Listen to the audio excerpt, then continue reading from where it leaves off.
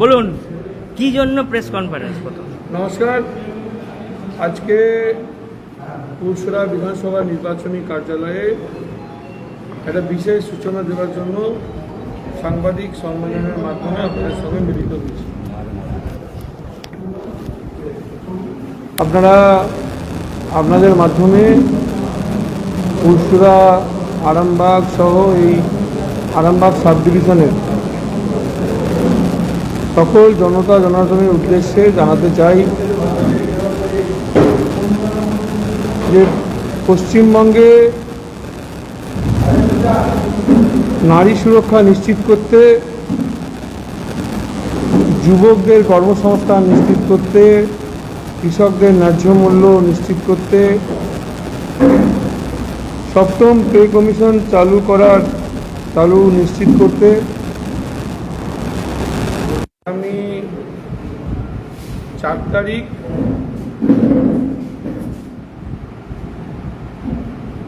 ভোটের ফলাফল বেরোবার পর, বিজেপি সরকার গঠন হবার পর সেই বার্তা দিতে আগামী 23শে এপ্রিল বৃহস্পতিবার পুরসুরা বিধানসভার মায়াপুরে আমাদের দেশের স্বরাষ্ট্রমন্ত্রী তথা প্রাক্তন কেন্দ্রীয় সভাপতি মাননীয় অমিত শাহজি ঠিক দুপুর 2টোর সময় উনি পুরসুরা এবং আরামবাগের বিজেপি মনোনীত প্রার্থী অর্থাৎ পুরসুরা বিধানসভার আমি নিজে বিমান ঘোষ, আরামবাগ বিধানসভার শ্রী হেমন্ত বাগ, তাদের সমর্থনে নির্বাচনী জনসভায় উপস্থিত হচ্ছেন। এই জনসভায় সকল দেশপ্রেমী রাষ্ট্রবাদী মানুষের দলে দলে যোগদান করার জন্য আমি আহ্বান জানাই। আসুন সকলে এই বিজয় সংকল্প সভায় যোগ দিয়ে বর্তমানে যে জঙ্গল রাজত্বকারী সরকার চলছে তার পতন ঘটাই। কখন কি টাইম আছে? দুপুর 2টোর সময় উনি আসবেন, উনি জনসভা করবেন, তারপর উনি অন্য আবার জায়গায় চলে যাবেন। একদম ভোটের আগের দিন পর্যন্ত কী কী কর্মসূচি থাকছে আপনাদের? আমাদের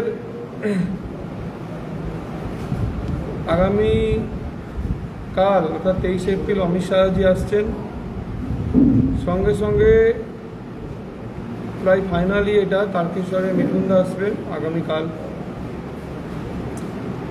সঙ্গে সঙ্গে 24 তারিখ খানাকুলে আসামের মুখ্যমন্ত্রী মাননীয় হিমন্ত বিশ্ব শর্মাজি আসবেন।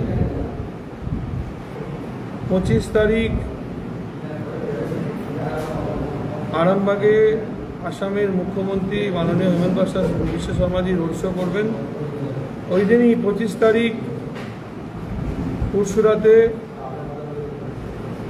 মিঠুন চক্রবর্তী মহাশয় আসবেন, উনি জনসভা করবেন।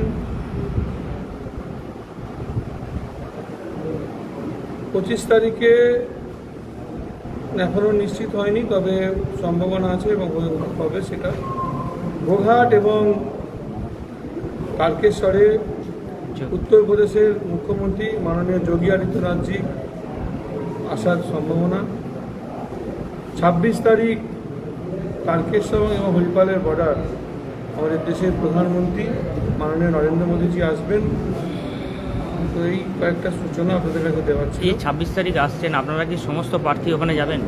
সব প্রার্থী। আরামবাগ আমাদের যে সাংগঠনিক জেলা, তার মধ্যে চন্দ্রকোনা বিধানসভা আগামীকাল ভোট আছে, ভোট হয়ে যাচ্ছে। বাকি 6টা বিধানসভা 6 জন প্রার্থী করে থাকবে। মানে সেদিনকে প্রচার আপনাদের বন্ধ থাকবে? হ্যাঁ, নিশ্চিতভাবে। দেশের প্রধানমন্ত্রী আসছেন, ওটাই তো সব থেকে বড় প্রচার। আচ্ছা, বন্ধ কেন হলে? আমাদের তো আরামবাগের মায়াপুরে আসার কথা ছিল প্রধানমন্ত্রী, কি বিষয়? মায়াপুরে আসার কথা ছিল না, আরামবাগে আসার কথা ছিল। ক্যান্সেল হলো কেন? আরামবাগই তো আসছেন। আরামবাগ মানে আপনারা যদি আরামবাগ ভাবে তো অসুবিধা। আরামবাগ সাংগঠনিক জেলা, হরিপাল তারকেশ্বর আরামবাগ সাংগঠনিক জেলার মধ্যেই পড়ে।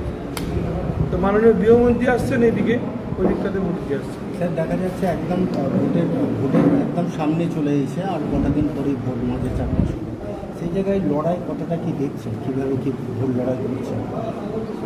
লড়াই এক পেশে হয়ে গেছে, আরামবাগ সাব ডিভিশনের লড়াই এক পেশে হয়ে গেছে। তৃণমূল কংগ্রেস যাদের ভরসায় এতদিন ভাবছিল অনেক কিছু করে ফেলবে, তারা নিজেরাই ফেক বেরিয়েছে এবং পালিয়ে গেছে এই পাত্তা গুটিয়ে নিয়ে। স্যার দেখা যাচ্ছে যে এখানে যে তৃণমূল প্রার্থী যারা রয়েছে তারা বারবার বলছে যে আপনারা জেতার পর বিভিন্ন রাজ্যে যেই জায়গায় ক্ষমতায় আছেন সেই জায়গায় এখন পর্যন্ত আপনারা যেসব কর্মসূচির কথা বলছেন বা আপনাদের যেমন প্রস্তাব দিয়েছেন। লক্ষ্মীর ভাণ্ডার যেই টাইপের আছে এই টাইপের আপনাদের অন্নপূর্ণা ভাণ্ডার এরকম কোথাও কি চালু হয়েছে, এরকম তারা প্রশ্ন তুলছে? যেতে বলুন না, উড়িষ্যা যেতে বলুন, সুভদ্রা যোজনা, ছত্তিশগড়ে যেতে বলুন, উত্তরপ্রদেশে দেখতে বলুন, সব জায়গায় দেখতে বলুন। তৃণমূল কংগ্রেস হচ্ছে কোর ব্যাংক, কোর মধ্যে দেয়, কোর বাইরে একটা জগৎ আছে সেটা জানে না, জানেন না। আপনারা সার্চ করে দেখেন। ওই দাদা হুগলির 18টা আসন বিধানসভা কতগুলো আশা করছেন এবারে জয়যুক্ত হতে পারে বিজেপি? দেখুন, আমরা বাজে পলিটিক্যাল দল হিসাবে তো অনেক কিছুই আশা করি, কিন্তু একটা কথা আপনাদের বলতে পারি, এইবারে কিন্তু সব সিটেই বিজেপির জেতার সম্ভাবনা আছে। হাড্ডাহাড্ডি কিছু সিট আছে যেখানে হাড্ডাহাড্ডি লড়াই হবে, আর কিছু সিট আছে যেগুলো একতরফা, সেখানে তৃণমূল কংগ্রেস জায়গায় পাবে না। কিছু সিট হাড্ডাহাড্ডি লড়াই হবে, যে জিতেও জিতবে। অমিত শাহ তো 23 তারিখে আসছেন বলছেন, কত মানুষের জমায়েত হবে কি আশা করছেন এবং রুট পলিসি কি আছে? অমিত শাহ কীভাবে আসবেন, কটায় আসবেন? বাই চপার 2টোর সময় টাইম, এবং জনসভা হবে। জনসভাতে নিশ্চিতভাবে সেখানে বেশি লোকই থাকবে, কারণ এটা একটা বিধানসভার প্রোগ্রাম। আচ্ছা, এখানেতে 2021 সালে বিধানসভা নির্বাচনে আপনার যেভাবে লড়াইটা আপনি দিয়েছিলেন, আপনি বিধায়ক হয়েছিলেন, আবার ভারতীয় জনতা পার্টি আপনাকে বিশ্বাস ভরসা রেখেছে, আপনি আবার টিকিট পেয়েছেন, তো এখানেতে আস্থা কি রাখবে বা পুরসুরা বিধানসভা মানুষ? আত্মতুষ্টি নেই, সেটা আপনারাও জানেন। আমি প্রথম দিন থেকে আজ পর্যন্ত এখনো স্টিল না, পায়ে হেঁটে বিধানসভার প্রত্যেকটা গ্রাম আমি ঘুরেছি। আত্মতুষ্টি যে নেই এটুকুন আপনারা বুঝতে পারছেন। বিধানসভাবাসী আপনার উপরে কিভাবে ভরসা রাখবে, কেন ভরসা রাখবে? ভরসা করে মোদীজিকে, বিজেপিকে ভরসা করে, দেওয়ান মানুষকে বিশ্বাস করে, ভরসা করে, কারণ তারা জানে বিরোধী দলের বিধায়ক হিসেবে যেই কাজটা আমরা করেছি সেই কাজটা বিরোধী দল হিসেবে অনেক বড় কাজ করেছি। পার্টি ক্ষমতায় আসার পর বাকি কাজ আমরাই করতে পারি। প্রথমবার আপনি যে বিধায়ক হয়েছিলেন, প্রথমবারে এমন কোনো কাজ আপনার মনে হয় যে কাজটা সম্পূর্ণ করা যায়নি, সেটা এবারে ভেজিটেবল স্টোর কি করবেন এবারে জিতলে? আমি ম্যানিফেস্টো আপনাদের কাছে প্রকাশ করে যে আপনি এসেছিলেন, দেখিয়ে দিয়েছি, করে নেবেন। লাইন চলছে আর এখন কিছু বলে না। অনেক কিছুই করার আছে, অনেক এজেন্ডা আছে, আমি আপনাকে দিয়ে দেবো। তৃণমূল বলছে গত 5 বছর কিছু করেনি। সে তো তৃণমূল বলতে বিরোধী দল হিসেবে বলতেই পারে, সাধারণ মানুষের কাছে তাকে বলতে হবে, কিন্তু কে কী করেছে না করেছে আসল উত্তর তো জনগণ দেবে, নির্দিষ্ট সময় নেই। অভিষেক বন্দ্যোপাধ্যায় বলছে যে 12টার পর 4 তারিখে রবীন্দ্রসঙ্গীতের সঙ্গে ডিজে হবে, রবীন্দ্রসঙ্গীতের সঙ্গে ডিজে বাজে। যাই হোক, রবীন্দ্রসঙ্গীতকেও উনি অপমান করছেন, রবীন্দ্রনাথকে অপমান করছেন, আর উনি বুঝে গেছেন যে আর হবে না, পশ্চিমবঙ্গের হবে না, 5 তারিখ ঘটনার টাইম এসে গেছে। ওই দাদা একটা বিষয়, যোগী আদিত্যনাথজি এসেছিলেন একটি সভাতে ওয়েস্ট বেঙ্গলে, তিনি বলেছিলেন যে তোমরা আমায় রক্ত দাও, আমি তোমাদের স্বাধীনতা দেবো, এটা বলেছিলেন। তো আমরা সবাই জানি যে দেশভক্ত নেতাজি সুভাষচন্দ্র বসু, কিন্তু এটাকে নাম বিবেকানন্দ নাম বলে দেওয়া হয়েছে। এটা মিম হচ্ছে অনেক ক্ষেত্রে, এতে বাংলার কৃষ্টি কালচার সম্পর্কে বা এই বিষয়টা সম্পর্কে অনেক বলছে অনেকটাই অজ্ঞ যারা ভিন্ন রাজ্য থেকে যারা। সবার আগে আমাদের রাজ্যের মুখ্যমন্ত্রীকে তুলব, কিন্তু হাজারবার এরকম কথা বলেছেন, হাজারবার। উনি বলছেন কামারবাটি জয়রাম পুকুর, কিছুদিন আগেই বলে গেছেন। আগে তাকে কোশ্চেন করুন না, সে কতবার বলেছে, কত কথা বলবো তার। নাইট উপাধি ত্যাগ করেছিলেন অন্য একজনের নাম বলে দেওয়া হয়েছে, বিষ্ণু মাতা, অনেক আছে এরকম। যিনি যার কথা আপনি বলছেন, আপনার নামে ফেসবুকে বিভিন্ন ধরনের ছবি পোস্টার আসছে, সেখানে তো বলা হচ্ছে যে বিমান এবার ক্র্যাশ করবে, বিমান ল্যান্ড করবে, যেন একটা তৃণমূল কংগ্রেস যত পথসভা করছে, যত জায়গায় মিছিল করছে, সব জায়গাতে আমার নাম স্মরণ করছে। হ্যাঁ, ভালো, এটা একটু দেখান যদি একটুখানি জনগণকে একটু না, না, ঠিক আছে দেখে নিচ্ছি। আমাদের কাছে আর তথ্য আছে, ভালো। তথ্য দিয়ে আমরা বলছি অতি এটা যে অতি- তথ্য। অতি উৎসাহিত হয়ে এইসব করছে, আমি উপভোগ করছি। বলছি এইসব ছবি দেখে কাজ হবে না। কিছু নেই, তৃণমূল কংগ্রেস দলটার কিছু নেই, আপনারাও সেটা উপলব্ধি করতে পারছেন। প্রচারে বেরোলে লোক সঙ্গে থাকে না, প্রচারে বেরোলে লোক বিক্ষোভ দেখায়, আর সারাদিন আমার নাম জপতে থাকে, সারাদিন। এটা কি ভালো লাগছে না? ভালো লাগে না আমি প্রচার করছি যা, তার থেকে 3 ডবল বেশি প্রচার ওরা আমার করে দিচ্ছে। ওই দাদা নেশন টাইমস থেকে আরেকটা প্রশ্ন। আপনার জন্য ভালো, হ্যাঁ, তাহলে তো আপনার জন্য ভালো। আমার জন্য ভালো, সাধারণ মানুষ ভাবছে, ও তৃণমূল কংগ্রেসের ভাবার কিছু নেই। ওই নেশন টাইমস থেকে আরেকটা প্রশ্ন আপনার কাছে। আপনার নামে যে ধরনের পোস্টার ব্যানার সাটানো হয়েছিল পুরসুরা বিধানসভা জুড়ে, বিমান পেট্রোল পাম্প বা বিমান ভেঙে যাবে বা বিভিন্ন ধরনের যে পোস্টারের রহস্য কিছু এখনো কিছু খুঁজে পাওয়া গেল? আর কিছু হয়তো বুঝতে পারছেন না, আর কিছু নেই, এখন আর কিছু নেই। ওই তখন যা ছিল তখনই ছিল। তারা বলেছিল আইপ্যাক, বলেছিলাম আইপ্যাক প্যাক হয়ে যাবে, আপনাদের মিডিয়াতে তথ্য আছে, প্রমাণ আছে, বলেছিলাম আইপ্যাক প্যাক হয়ে যাবে। প্যাক হয়েছে কি না? কোথায় আইপ্যাক? পান্থশালায় ছিল, দেখে যান রুম খালি। কোথায় গেল? সন্দীপ শর্মা মিডিয়াকে ফোন করে করে বলতো, এটা করুন, খবর করুন, ওটা খবর করুন, ওটা খবর করুন, ফোন করে করে বলতো সব মিডিয়ার লোককে, পাঠিয়ে দিত, ম্যাটার পাঠিয়ে দিত। কোথায় সন্দীপ শর্মা? আর ফোন দেখুন, ফোন সুইচ অফ। যারা পোস্টারিং করেছিল, যারা এইসব মিথ্যে অপবাদ দেওয়ার চেষ্টা করেছিল সাধারণ মানুষের কাছে, তারা ভ্যানিশ।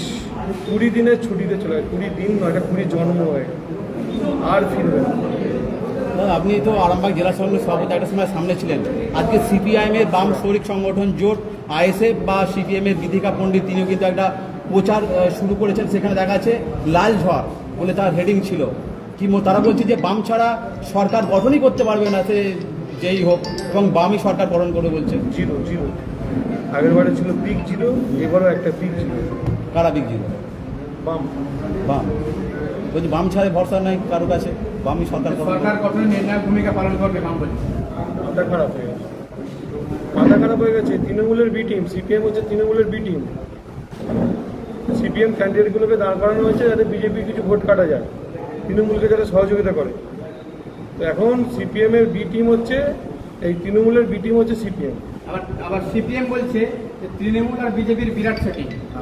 ঠিক বলেছেন। তাহলে দিল্লিতে ইন্ডিপিন্ডি জোটটা কে বানিয়েছিল? সীতারাম ইয়েচুরি, মমতা ব্যানার্জি এবং রাহুল গান্ধী পাশাপাশি বসে ফিশ ফ্রাই ঝালমুড়ি খাচ্ছিল। আপনারা তো মিডিয়ার মাধ্যমে দেখিয়েছিলেন বিভিন্ন জায়গায়। হ্যাঁ, ইন্ডি জোট কারা করেছিল? বিজেপি করেছিল? আমি বোঝে না নাকি? সব বোঝে। ঝালমুড়ি খাওয়ানোর কিন্তু বিতর্ক, প্রধানমন্ত্রী ঝালমুড়ি খাওয়ানোর একটা বিতর্ক উঠছে। আগে থেকে তো সেট আপ ছিল। এসব বিতর্ক কি? দেশের প্রধানমন্ত্রী, তার এত সুরক্ষা বলয় থাকে, তারপরেও তিনি কোনো কিছু তোয়াক্কা না করে হঠাৎ করে গাড়ি থেকে নেমে একটা ঝালমুড়ির দোকানে গেল, যে সেখানে ঝালমুড়ি খেলো। অন্য পিএম হলে কী করতো? গাড়ি থেকে নামতো না প্রথম। দ্বিতীয় হচ্ছে ঝালমুড়ি টেস্ট করাতো কাউকে, যে আগে খেয়ে দেখ কিছু আছে নাকি ওখানে, করতো কি না? আরে তৃণমূল আর কোথায় নরেন্দ্র মোদী, আর কোথায় আকাশ আর কোথায় পাতাল।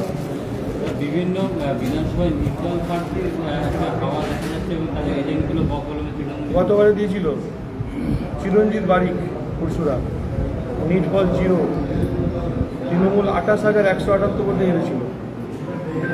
বলছি দাদা, এবার পুরসুরা থেকে বিজেপি নির্দলে দাঁড়িয়েছে। আগের বারে দাঁড়িয়েছিল, বললাম না, চিরঞ্জিত বারিক। ওই দা নেশন টাইমসে কমলেন্দু ফ্যাক্টর হতে পারে। কিছু না, নির্দল। আপনারা বলছেন নির্দল, যার কোনো দলই নেই তার নাম নির্দল। তাদেরকে কেন লোকে ভোট দেবে? আর কেউ ভোট দেয়? অ্যাকচুয়ালি ভোট পাওয়ার জন্য নয়, তাদের এজেন্ট ভাঙিয়ে ওকে বসানো, এটা কি হবে? এজেন্ট একজনই দরকার, বাকি যেন তাকে ভিড় করতে থাকে, কি লাভ?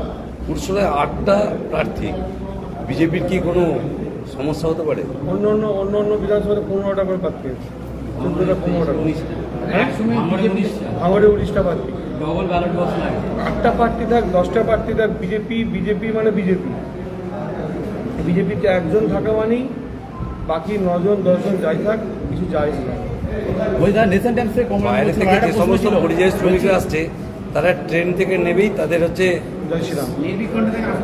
ট্রেন থেকে নেমে জয় শ্রীরাম। ব্যালটে ভোট দিতে যাচ্ছে টিচাররা, ব্যালটে ভোট দিতে যাওয়ার আগে জয় শ্রীরাম। ইভিএম যখন টিপতে যাবে, বোতাম টিপতে যাবে, তখনও জয় শ্রীরাম। দাদা বলছিলাম নেশন টাইমস থেকে বলছি এখানেতে ধরুন একটা লিস্ট নাম বেরিয়েছে, হুগলি, খানাকুল, গোঘাট, পুরসুর, আরামবাগ তৃণমূল নেতাদের নাম বেরিয়েছে, যেখানেতে বলা হচ্ছে তারা অ্যারেস্ট হয়ে যেতে পারে। এই বিষয়টা নিয়ে বিমান গোষ্ঠী খোলাসা করবে, কেন কিসের লিস্ট? আমি আজকে পলিটিক্যাল পার্টি হিসাবে এই বিষয়ে উত্তর দেবই না। ইলেকশন কমিশন ঠিক করেছে যে কাদেরকে ভিতরে রাখলে ভোটটা ভালো হবে। বিজেপির নাম নেই। সব এটি তো বিজেপির ভোট দিচ্ছে, এসআইআর করছে, বিজেপি এসআইআর করেছে। কোথায় লেখা আছে, কোথায় কোন তথ্য আছে রাখা? কিন্তু বিজেপি বলছে বিজেপির চক্রান্ত, এটা তৃণমূল বলছে এটা বিজেপির চক্রান্ত, বিজেপি হারানোর কৌশল। 4 তারিখ পর্যন্ত বলবে, তারপরে শুনতে হবে। কিন্তু দাদা অনেক বৈধ ভোটারের নাম ডিলিট হয়েছে। আমি তো বললাম সবার জন্য আইনের দরজা খোলা আছে, যাবে, আপিল করবে। নিশ্চিতভাবে হয়তো এখন বাতিল হয়েছে, ভোট পরবর্তী অবস্থা কিন্তু ভোটের অধিকারটা তো কেড়ে নিচ্ছে। সেটা তো আমি উত্তর দেবো না, আপনি ইলেকশন কমিশন কোশ্চেন করুন, উত্তরটা আমি দিতে বাধ্য নয়। তৃণমূল বলছে যে নির্বাচন কমিশন আর বিজেপি সেটিং হয়ে কাজটা করছে, যাতে তৃণমূলের ভোটটা বেশি করে কাটা যায়। সে ঠিক আছে, যে তৃণমূল কংগ্রেসের চিন্তা ভাবনা হতেই পারে। এর উত্তর দেওয়ার অথরিটি হচ্ছে election commission, national election commission. উত্তরটা উনিই দিতে পারবেন, ওনারাই দিতে পারবেন। ঠিক, কমপ্লিট। Thank you. খুলবো এটা। ঠিক আছে দাদা, এই ফোনটা থেকে আসা। নিউনুর সোফা সেন্টার, এখানে সমস্ত রকম সোফা পাইকারি ও রিটেলে বিক্রয় করা হয়। সমস্ত সোফা নিজস্ব কারখানায় তৈরি করা হয়। প্রোপাইটার হানিফ হোসেন খাঁ ও রুহুল হোসেন খাঁ, বড়ডোঙ্গল, হাটতলা, সিনেমা হলের সন্নিকটে, হুগলি। যোগাযোগ 7797170093 এবং 9382003105।